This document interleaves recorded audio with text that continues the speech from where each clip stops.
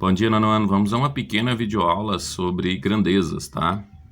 Então, nós vamos acompanhar aqui comigo esse pequeno texto. Olha só. Proporcionalidade entre grandezas.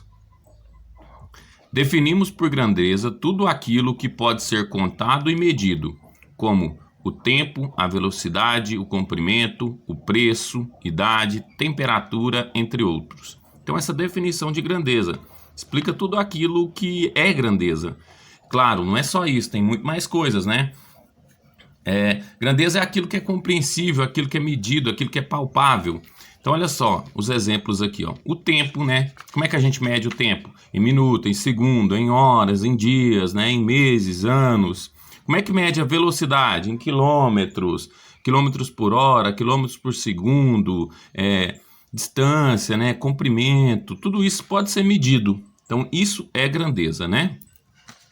E aí nós vamos ter dois tipos de grandeza. As grandezas são classificadas em diretamente proporcionais e inversamente proporcionais, tá?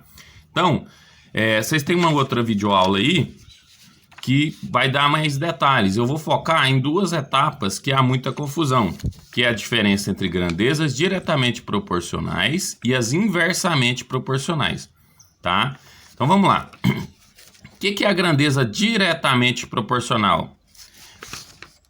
São aquelas grandezas onde a variação de uma provoca a variação da outra. Quando uma muda, a outra muda. Mas vamos ver certinho como é que é então. Para isso, vamos pular aqui logo para o exemplo aqui, ó. O exemplo 1.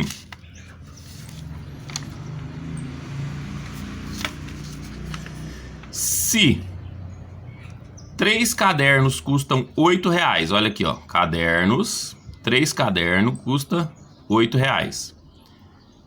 O preço de 6 cadernos custará R$16. Vocês concordam comigo? Olha só, 3 cadernos custa 8, logo, se dobrou a quantidade de caderno, dobra a quantidade de dinheiro, né? São as duas grandezas, ó, o objeto, caderno e dinheiro. Então era 3. O que aconteceu? Triplicou, né? Quase que triplicou. Foi para 8. 6. 16. Então, ó, dobrou a quantidade de cadernos, né? O que aconteceu com o dinheiro? Dobrou também. Então, olha só. É como se tivesse uma setinha aqui, ó, indicando o lado que está aumentando. Olha só. Tá vendo? As duas estão aumentando na mesma direção. 3 cadernos custa R$8, 6 cadernos custa R$16, 12 cadernos custa R$32, 24 cadernos, R$64. E se tivesse 48 cadernos, a gente saberia que custaria R$128, tá bom? Porque tá aumentando tudo na mesma direção. Essa é a que a gente chama de diretamente proporcional. Por quê? Tá indo aqui na mesma direção, a gente usa essa setinha, né? Para identificar a direção que está aumentando. E é constante, não tem variação do aumento, né? É uma coisa previsível. Agora vamos ao segundo exemplo. Para percorrer 300 km, um carro gastou 30 litros de combustível. Nas mesmas condições, quantos quilômetros o carro percorrerá com 60 litros e com 120 litros. Olha só, tá aqui, ó. O carro com 30 litros andou 300 km, certo? Com 60 litros, 600 km.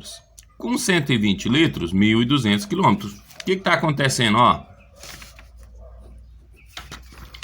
Tá vendo? Aumentando na mesma direção. 30, 300. Quando dobrou a quantidade de litros, dobrou a quantidade de quilômetros. Depois dobrou de novo e dobrou de novo. E se fosse para a gente fazer o próximo aqui, ó, vocês saberiam que é 240, né, que é o dobro de 120, e 2.400, que é o dobro de 1.200. Então, beleza? Essa é a diretamente proporcional. Vamos ver uma inversamente proporcional, tá bom? Uma grandeza é inversamente proporcional quando as operações inversas são utilizadas nas grandezas. Olha só, antes da gente continuar, quando a gente for fazer a setinha nas grandezas inversamente proporcionais, o que vai acontecer? Vai ficar assim, ó, uma setinha para baixo e uma para cima. Diferente da diretamente proporcional, que são as duas para baixo. Olha só, vamos ao exemplo 3. Para encher um tanque são necessários 30 vasilhas de 6 litros cada uma. Se forem usadas vasilhas de 3 litros cada, quantas serão necessárias? Então vamos pensar aqui o probleminha, ó. Temos as duas grandezas, né, que são as vasilhas e os litros. Então, para encher um tanque, que não fala o tamanho dele, usamos 30 vasilhas de 6 litros. Olha só, 30 vasilhas de 6 litros. O que aconteceu? No próximo, nós mudamos a vasilha, variou. Nós usamos uma vasilha de 3 litros, certo? Então, quantas vezes eu vou ter que levar essa vasilha? Vai aumentar ou vai diminuir a quantidade? Né? Então, se com a vasilha de 6 litros eu preciso de eu ir lá 30 vezes colocar água, com a de 3 litros vai precisar 60. Ah, mas tá a mesma coisa do outro. Não tá, porque olha só. Olha a setinha, ó. De 30 pulou para 60. Aqui de 6 pulou para 3. Então tá aumentando nessa direção. Aí a gente diz que ela é inversamente proporcional. Ou seja, quanto mais vasilhas eu preciso usar para poder encher lá, maior vai ser o tamanho da vasilha, tá? Então olha só, vamos pensar num exemplo aqui, ó. Se 10 pedreiros gasta 1 hora para fazer um muro, né? Então vamos pôr aqui, ó. 10 pedreiros gasta 1 hora para fazer um muro, né? Então pedreiro é hora. A quantidade aqui. Se eu dobrar aqui a quantidade de pedreiros, vai dobrar o tanto de hora para fazer esse muro aqui? Não, não vai. Vai cair pela metade. 0,5 horas, ou seja, meia hora. Então, olha só. Se 10 pedreiros gastam 1 hora para fazer o muro, 20 pedreiros vão gastar meia hora. Então, olha só. Era 10 pedreiros, aumentou para 20, aumentou nessa direção. Era 1 hora, caiu para meia, então não aumentou nessa direção, foi o inverso. Essa é a inversamente proporcional, tá? Até aí tudo bem? Se não tiver, depois manda no privado lá que a gente grava outro vídeo, às vezes fica mais claro, né? Então, onde a gente usa isso? As duas grandezas são muito utilizadas em situações de comparação, isto é, no seu dia a dia. A utilização da regra de 3 nos casos envolvendo proporcionalidade direta e inversa é de extrema importância para a obtenção de resultados. No vídeo de vocês ainda não fala da regra de 3, mas eu já vou adiantar aqui, ó. Vou fazer 2 probleminhas usando regra de 3. Considerando que em uma festa a cada 5 pessoas ocupavam uma área de 2 metros, qual é a quantidade de pessoas na festa sabendo que a área do evento era de 800 metros. Então vamos lá, vamos fazer aquela tabelinha que não tem aqui, ó.